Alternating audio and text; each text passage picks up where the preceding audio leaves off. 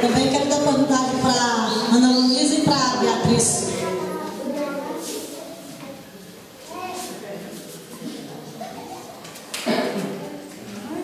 Não vem você, Beatriz, mas a outra menina.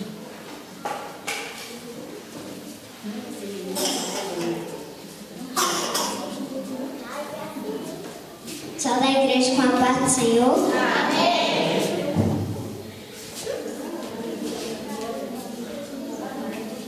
Mestre, eu preciso de um milagre.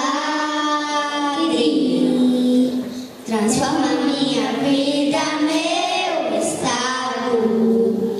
Faz tempo que eu não vejo a luz do dia, tentando sepultar minha alegria, tentando ver meus sonhos cancelados. Lázaro ouviu a sua voz quando aquela pedra removeu. Depois de 4 dias ele reviveu.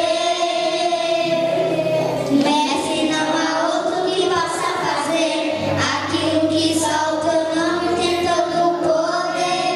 Eu preciso tanto de um milagre. Renova minha pedra, me chama pelo nome, muda minha história, ressuscita os meus sonhos, transforma minha vida, me faz